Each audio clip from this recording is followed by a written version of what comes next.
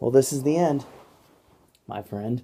I always wanted to say that and actually have it matter and have it mean something. I will say right now, this is a battle, a war, something that we've been wanting to do for a long time. But we had to wait. We had to bide our time because this is a whole lot to take in at once. Like if you tried to watch these movies back to back, you're going to have quite an amazing night on your hands. Would you agree? One that definitely reeks of testosterone and manliness. Yeah. So jump in your man cave because it's time to do Braveheart versus Gladiator. Finally, our final Oscar-themed versus. And then what's wonderful on this, look what we get to go into right after we do this one. So it's quite a complete change in movies from this to what the first February versus is. Just looking at these two cases together is making my chest hairier. Yep. So grab your beer with your old man. It's fun time. AJ, take it away. Okay. It probably sounds like I'm making fun of these movies, but no, their reputation of awesomeness comes from their awesomeness. Indeed. I, no pun intended, generally wasn't like really into this genre. Mm-hmm. I don't even know if you can. Yeah, I guess technically they're the same genre. They're in separate eras. Okay. Regardless, I was never much into this genre of, like costume drama, epic battles, all that shit for a while. True. But once I got older and developed a patience, I started to really love these movies. So,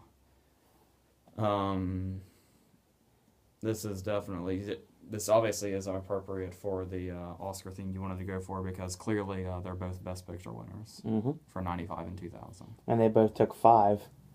Yeah. Which is very appropriate, and I didn't even realize that. They're 5 different ones, though. Totally different ones, almost. I think we're going to start with, for starters, normally I describe why they're being compared. Mm-hmm. I'd like to think it's not really, it's hard to say exactly what they have in common, apart from the fact that both of them, have, William Wallace didn't have, like, a full family, he just had a wife, but nevertheless, basically them rising against a powerful leader who has their family killed, more or less. Okay. And they just generally have the same feel. I think pretty much anybody will. I was thinking, I don't know if it was Ridley Scott specifically, or somebody was saying how Braveheart was a bit of an inspiration when it came to making Gladiator. Not like completely, but to a certain extent. So. Okay. I'm talking about them individually. I think we'll start with Braveheart. Yeah, we'll do that. Now that I've said it, we'll do that. The first thing I tend to go through is how they did Oscar-wise, since it's the Oscar theme. Yes. Let me. Braveheart had 10 nominations. Yeah, not really that surprising. No, probably a lot of tech awards. Yeah, it was nominated for original screenplay, costumes, sound mixing, I think, editing, and score. The 5 that it won are slightly more important, some of them. It won Best Picture, Mel Gibson won Best Director, and it won for cinematography, sound editing, and makeup. What's interesting is about Braveheart, I don't know if you'd think it'd be off-putting to some people, but I guess people really, this is one of the many things it's praised for. Gladiator's guilty of this. Generally, when you have movies like this, I'm going to say generally a lot. God damn it. It's your buzzword for tonight. Well, for today in this case. Because Maximus was a general, that's why I keep catching myself saying it. Yeah. Normally I just say the words and I don't give a fuck, but now I feel like I'm making a pun every time and it's killing me. For someone like me that's never seen Gladiator, it's kind of like, okay, why are you saying pun when you're mentioning the word general and generally? Okay. Carry on. What movies tend to do in this genre, like Gladiator does, is to get people really pumped and in the mood for bloodshed and war and awesomeness. The movie starts with a battle. Most movies that start like this tend to be, bad movies, but there are, a lot of the great movies like this, especially also in the past, tend to start with a battle. The first battle in Braveheart isn't really much of a battle. It's kind of it's a little bit of carnage in one little place, one little village. Mm-hmm. That's like almost 50 minutes in. Wow. Because the interesting thing it does is the movie starts, obviously William Wallace is a child, and he has his dad, and I think that's his brother. I'm not positive. I don't know why I'm asking you. I'm asking myself. I'm just looking at you while I'm asking myself. I know that. I would know. But regardless, they're going off to the big battle, and William Wallace is all, hey, I want to go. I want to do battle. I want to fight. And of course, they're like, you're too small. You go hold the fort down and shit. You say hold the fort down when you don't want to piss the kid off when you're saying stay the fuck home. Mm-hmm. And they go off into battle, and this is normally the part in the movie, if it was a normal movie, where the father and the brother would go into battle, and then we'd see the big battle, and then carnage would happen, and it'd be like the Liam Neeson death scene at the beginning of Gangs of New York. It'd be this big tragedy and all that. We don't see the battle happen. They just bring the father and brother back dead. Of course. We don't know what happened, but we know everybody got fucked up. Fair enough. And little William Wallace sees their bodies, and he's going to grow up to be a warrior and all that shit. So you think so the movie goes on, and little William Wallace is turned into Mel Gibson just overnight. Just Hello, Mel. He found his old time machine. Smart move.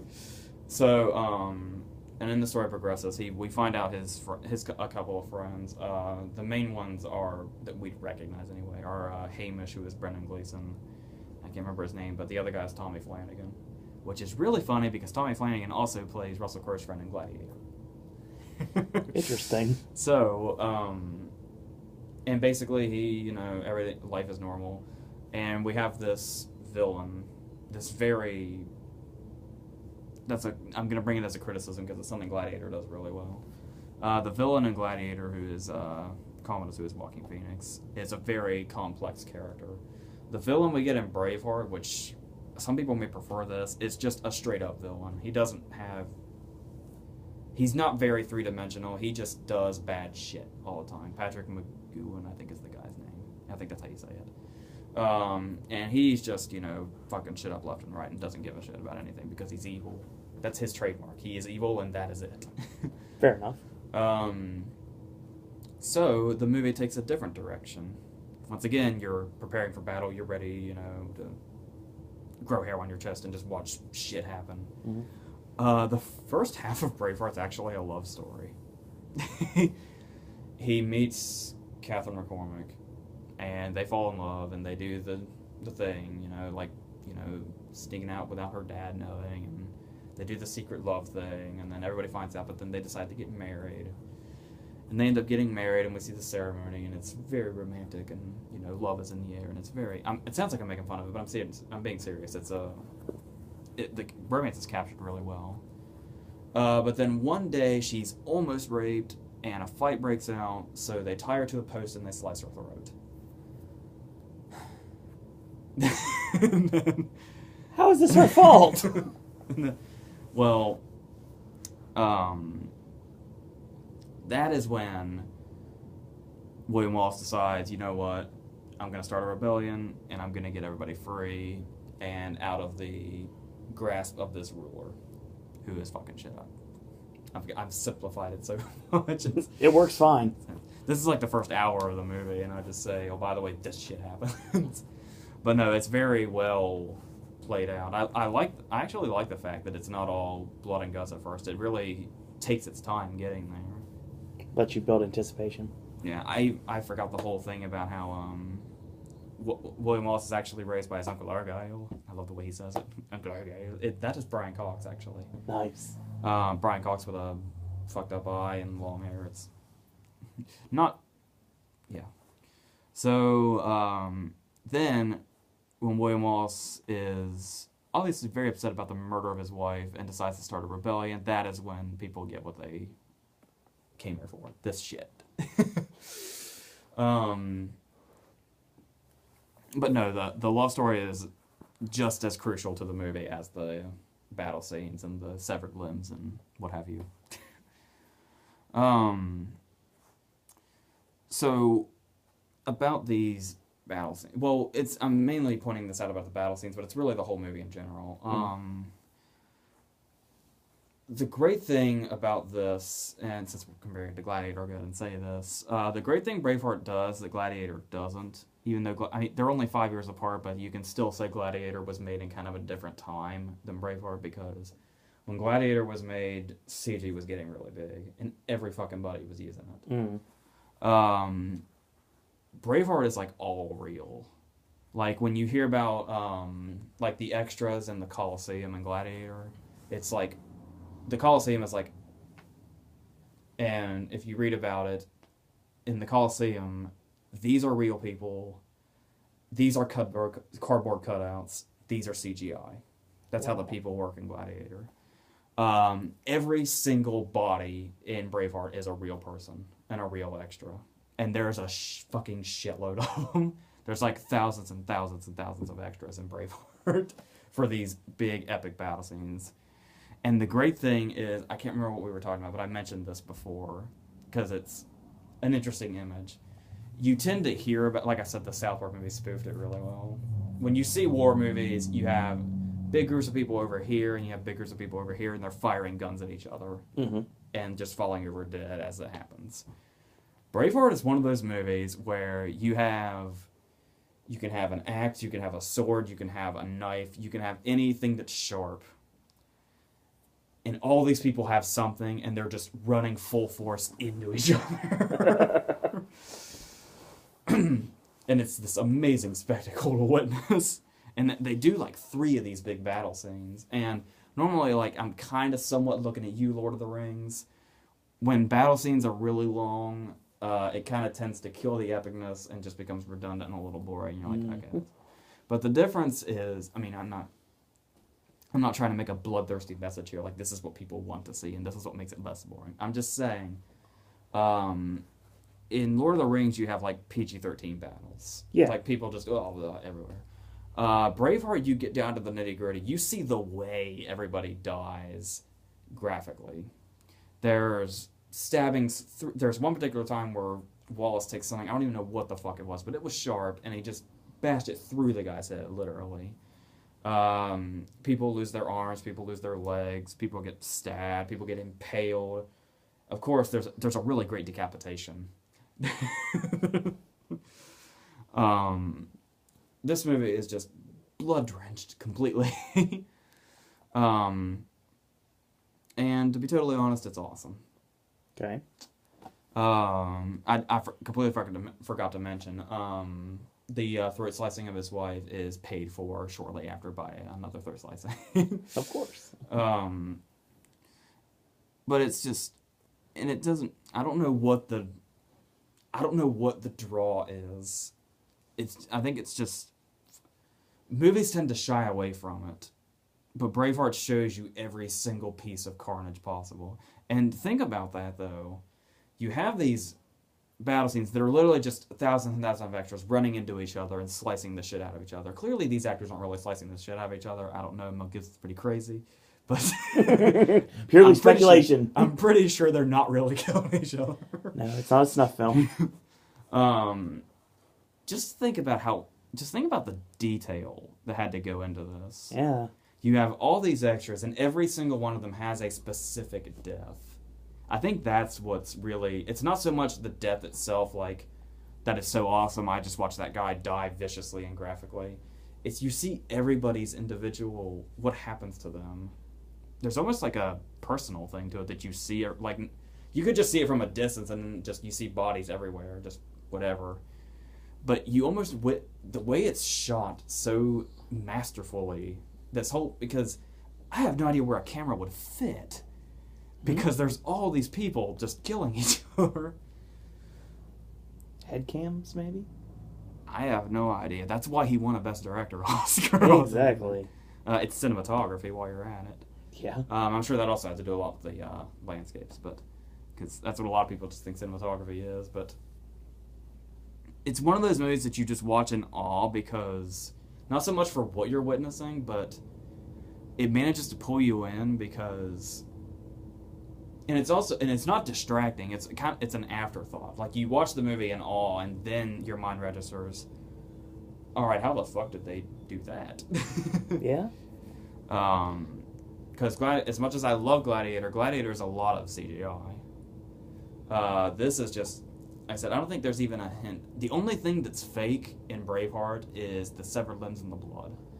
It makes more of an impact if they're not so reliant on CGI too. Yeah. Like I said, Gladiator was kind of made, like, even though they're 5 years apart, Gladiator was kind of made in a different time where that was, like, really taken off. Plus, Gladiator had a lot of sets that might not have been as easy to recreate as they were in Braveheart. Because Braveheart is Scotland. Scotland's, like, a lot of wide open space to do this shit.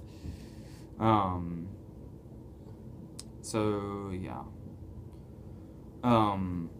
I think something that really stands out about Braveheart also, I guess we can talk about the performances. Particularly Gibson. Obviously, Gibson gets to speechify a lot. Yeah. Especially the... a lot of people think it's the end. It's actually the middle battle in the middle of the movie where he puts on the face paint and does the... they may take our lives, but they'll take our freedom thing. And Gibson is a... Not enough people... I mean, even before everything went down, not enough people gave Mel Gibson credit for his acting. I don't think he was ever even nominated for an acting Oscar, unless something's flying right over my head and I can't see it, but I'm pretty sure. Because surprisingly, he wasn't nominated for this. But this is considered one of his best performances. There's even... You can still see Mel in there, like especially in the battle scenes, his Riggs eyes come out a lot. But for the most part, especially the ending, everybody knows the ending.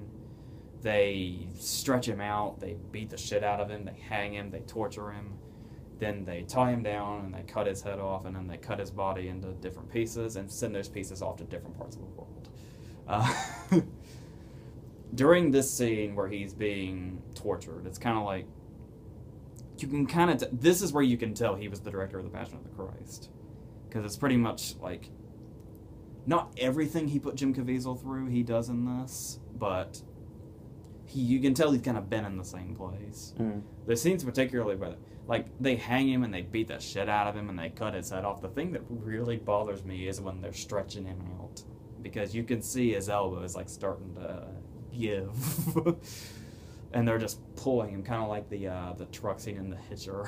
Yeah, I referenced The Hitcher while talking about Braveheart, but... The true definition of drawn and quartered. Yeah. And the thing about it, surprisingly, is it's a 3-hour movie. And there are a lot of things going on. Like, you have the Angus McFadden character that comes in later, and he's really important. And you have the villain character. You have Sophie Marceau's character, who is... this is just all different places. But apart from all this, the story is very simple. The story is basically just William Wallace starts a rebellion, makes shit happen, everybody gets their freedom eventually. Especially the great big scene at the end where Brendan Gleeson throws the sword and they're all running, and yeah. It's this great big epic spectacle. I was talking about the performances and I just talked about Gibson, but everybody else is good too. People tend to love the Patrick McGowan villain, but I don't know. I think I actually prefer Jason Isaacs in The Patriot even more than him, because I just didn't find him interesting. Like, he's one of those characters where they try to show how evil he is. Like, he orders people killed, and they're supposed to particularly... It's actually... I mean, I know it's supposed to show how evil he is, but I just found it kind of funny. And maybe that's bad, but... to show off just how evil he is, there's a particular scene where he's in a room with this guy, and they're, like, in a tower. And he just kind of pulls the guy in, and he's like, so, tell me about this, and let's talk about this. And, he's just being real friendly with him, and then just... spontaneously grabs him and throws his ass out the window and kills him. Out of context, that's funny. It was kind of funny to witness too. I don't know, but yeah, I know. Yeah, he's an effective villain enough for the movie, but I just didn't find him as interesting as other villains, like say Commodus and Gladiator. But yeah, I suppose it's an asset that the plot is so simple. Mm-hmm. It doesn't really have a whole lot of. It doesn't have. Some people might get pissed at me for saying this. I don't know who's a fan of Gladiator anymore and who isn't. I think Braveheart doesn't have the complexity that Gladiator has. I'm not saying Gladiator is super, super complex, but there's a lot more character development and internal issues going on with them than is portrayed in Gladiator with these characters. So, yeah. So I guess on to Gladiator now. Yes. Gladiator also was nominated for a shitload of Oscars. It was Ridley Scott got a Best Director nomination. Joaquin Phoenix got a Supporting Actor nomination. It got in for Original Screenplay, Cinematography, Editing, Score, and Art Direction. It won Best Picture. Russell Crowe won Best Actor. And it won Costume Design, Sound, and Visual Effects. Before we go too much into the movie, if you're like here specifically to hear me gush about Gladiator, you're gonna have to wait a second because you're so not gonna be interested in what I'm about to say. I have to go into an Oscar talk for a second. Generally, when a movie wins Best Picture, it wins a lot of important Oscars. Mm-hmm. Mainly, Best Director and maybe an acting or two award, a screenplay award possibly. Editing. And editing. It appears the only thing Gladiator needed was Best Actor. Because when you look at statistics, it is a miracle that Gladiator somehow beat Traffic. Yeah. Because Traffic won Best Director, Best Supporting Actor, Screenplay, and Editing. And it lost to Gladiator. It's like this, it's sort of like the Battle of Cabaret and The Godfather. Except The Godfather at least took an acting award and Best Director before it won. Cabaret won 8 Oscars. It got beat for Best Picture at the last minute. One of Cabaret's wins was Best Director. So, yeah, I fucked that up. It was The Godfather got actor and screenplay. Okay. I'm pretty sure. Yes. Okay. Yes. Coppola did beat Fosse 2 years later when he won for Godfather 2, and Fosse had Lenny there. I like that movie a lot. Yeah. Okay, so I'd just like to point that out. Gladiator winning Best Picture, as worthy as it is, I'm not sure that would have happened today. No. I don't know, we may have a similar situation soon. I don't know. It's possible. But yeah, the only really big award it won was Best Actor. The other 3 were costume, sound, and visual effects. Sounds kind of familiar. We'll talk about that in a couple weeks. So, very interesting that it won. But like I said, it's certainly a worthy winner. I don't oppose to it at all. I fucking love Traffic. Mm-hmm. But, Gladiator's a perfectly fine win. I'm a little surprised that it lost screenplay because it's really well written and it's so quotable. It's got these big, epic Shakespearean lines. The whole plot structure is Shakespearean. I'll give you a moment to gush. It didn't win Best Original Screenplay because Almost Famous did. Woo! But as much as I love Almost Famous, I don't know how that happened because you kind of dismiss a movie like Gladiator because you're like, oh, these movies normally aren't well written. And yeah, it does have moments where it's like, okay, that's pretty cheesy. But for the most part, Gladiator's script is very. I can't express this enough. Very Shakespearean levels. Like I'm almost surprised. Yeah, these people some of these people existed in real life like Commodus, but apparently they're totally fictionalized here. Apparently Commodus wasn't really a bad guy at all. And Joaquin Phoenix plays him like a crazy ass Joffrey type. That was a Game of Thrones reference. I only know that because of Bill and Ted this year.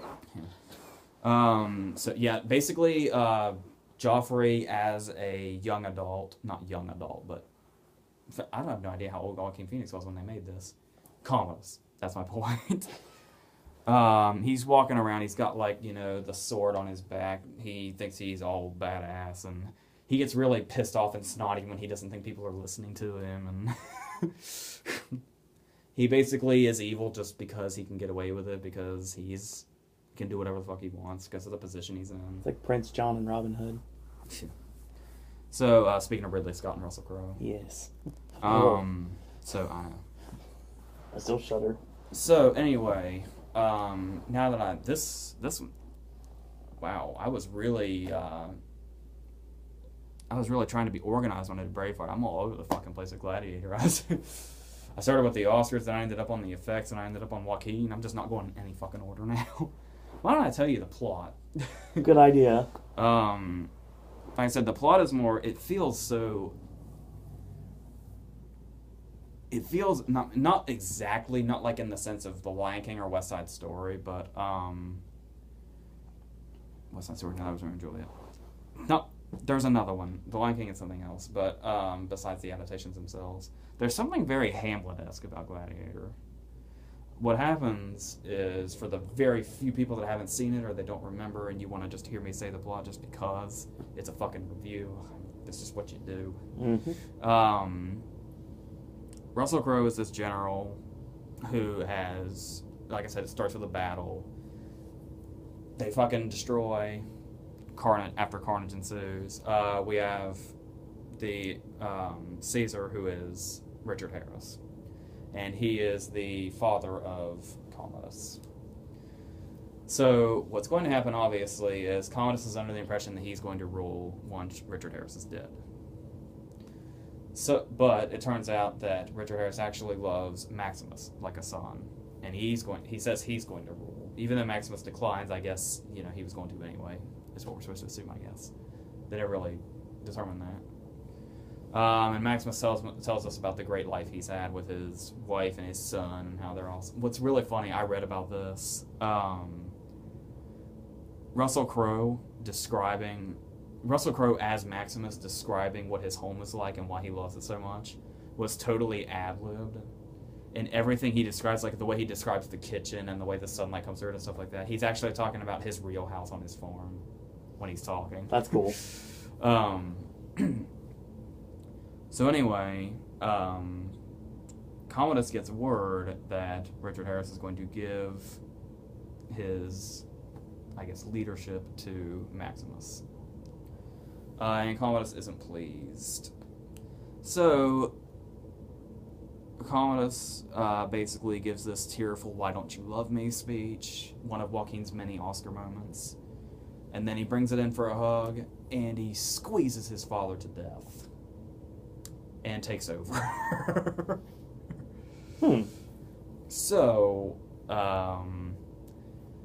then after that, just because he's that pissed off and because he's that insane, out of spite, he has Maximus killed and he has Maximus's family killed.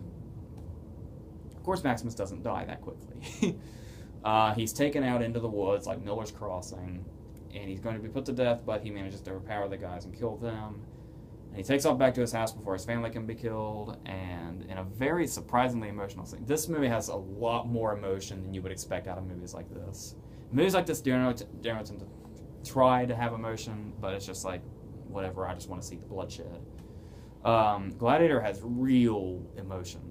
That's why Russell Crowe won an Oscar. He didn't just do the battle thing. This is a very emotional, raw performance from Russell Crowe. And this really hard to watch scene. We see his wife and his son at home, and they're happy, they're living their life, they're doing everything.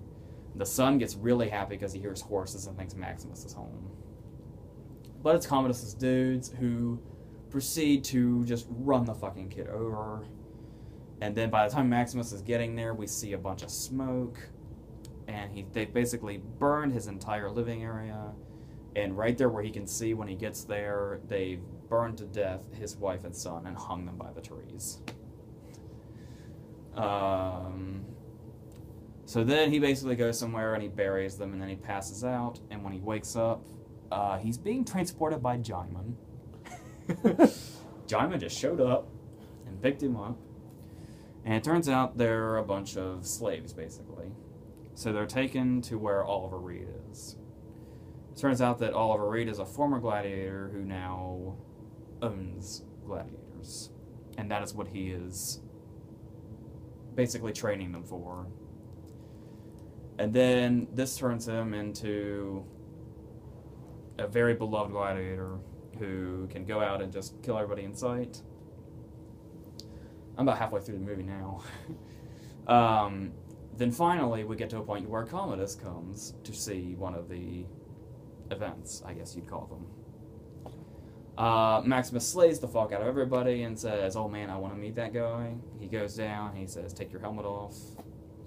And I wish I could remember the quote because it's such a badass quote and everybody knows it. They're yelling it at their computer screens right now. Commodus says, "Take off your helmet and tell me your name." Maximus does not take the helmet off and says, "My name is Gladiator," and starts to walk away. And Commodus gets pissed off and whiny and says, "Take off your helmet now, you don't turn your back on me." So Maximus takes off the helmet and says that fucking line. It's a whole thing. I got little portions of it in my head that I remember. He says his full name, and then he does the, "I am the father of a murdered son, I am the husband of a murdered wife, and I will have my revenge in this life or the next," or something like that.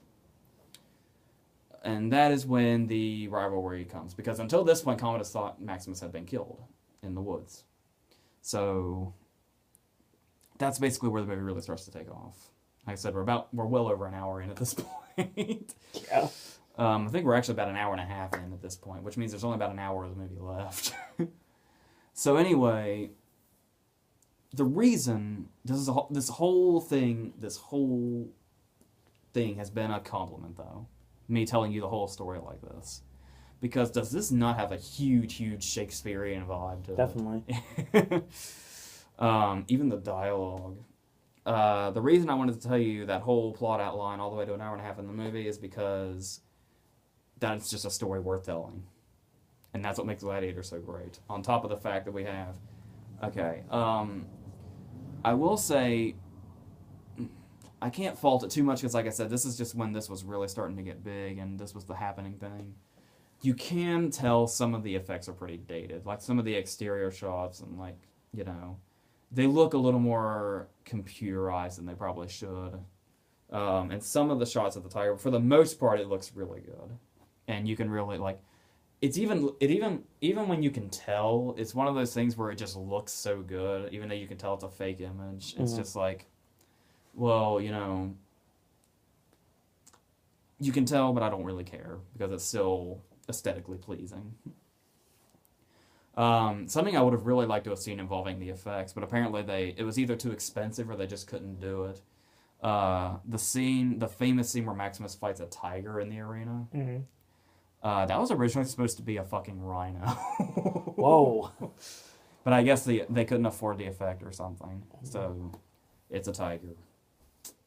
Once again, much like Braveheart, the action in Gladiator is more consistent than it is in Braveheart. But it's really weird to say this about a movie that won the Oscar for Best Picture.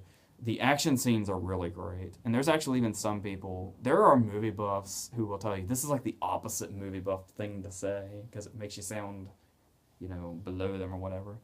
There are, like, real movie buffs that say the only thing they like about Gladiator is the action scenes. Wow. Just recently somebody said, like, I really wish the action scenes in Gladiator had more of a background instead of the boring shit of me just waiting for action scenes to get there.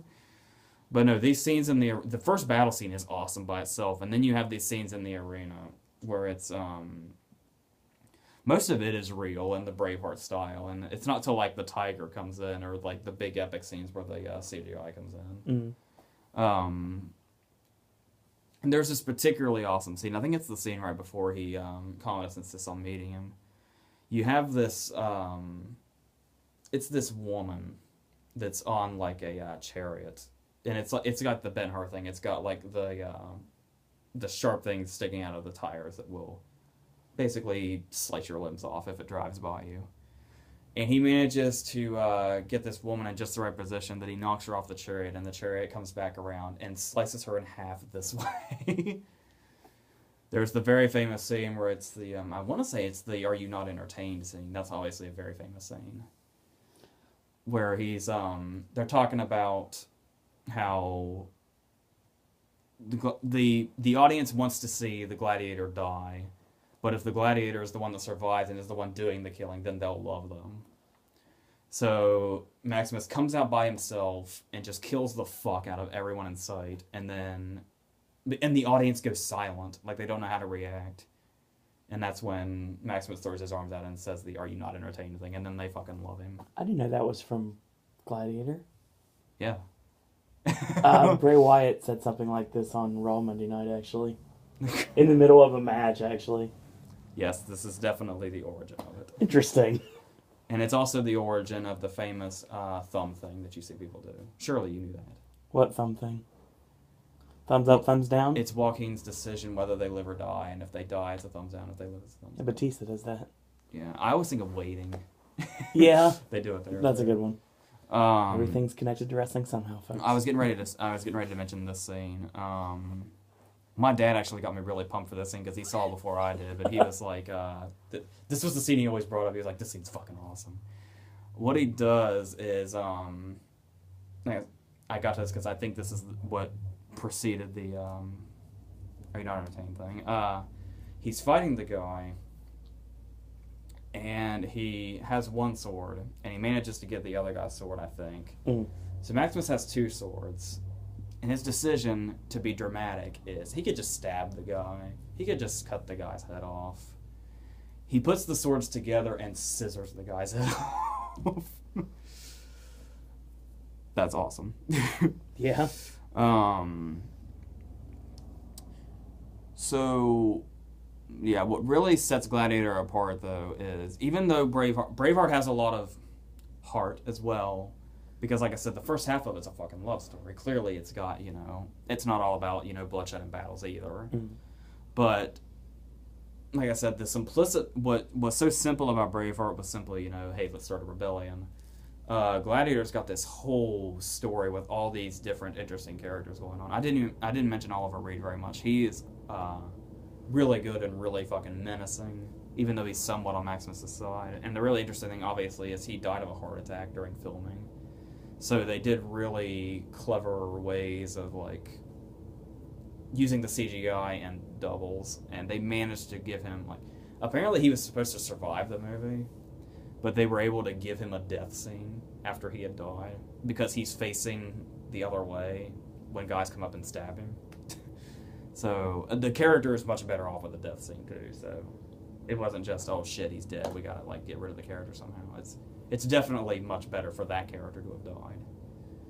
As insensitive as that might sound. So I guess what this all comes down to is I think I prefer Gladiator over Braveheart. So they're both on the same level of they've got a good heart and they've got these amazing sequences and this attention to detail that on an epic scale that you can't even imagine how much patience and time had to have gone into making these movies. Which is why I won't argue at all that they won Best Picture. I think there's movies in 1995 and 2000 that are better, but I'm not going to argue their wins at all. I have no reason to. So, but I just think that story, that Shakespearean story that Gladiator has going on just really is way too great to resist. So, and something that was a bit of a complexity that was missing in Braveheart. So, that's about it here. That is the final Oscar-themed verses officially. Now, there are some that are sprinkled into February as well. Some. Not all. There's a few. I think there's 2 out of 5 that are not any awards contenders, maybe awards that are definitely not the Oscars. But what a way to go out. And a battle that people have wanted to see for a long time, and we finally put it to rest here on Pop. So that ends Oscar-themed verses for 2014. And who knows, maybe Oscar-themed verses will be returning throughout the year. Not a theme month, but we do have the Oscar theme coming in. Obviously, we are... March 2nd is the Academy Awards ceremony, and a lot of awards content still to come on Pop. This Thursday, we have our Film Independent Spirit Awards predictions. It was done really early, so it's probably pretty disjointed, to be totally honest. And our Oscar predictions are coming up very soon. We want to see the shorts first. We actually have a chance to watch the shorts in Athens, all 3 versions of the shorts. So once we do that, we'll end this Dog and Pony show for the year. So any final comments for Oscar-themed verses for this year? I think that's it.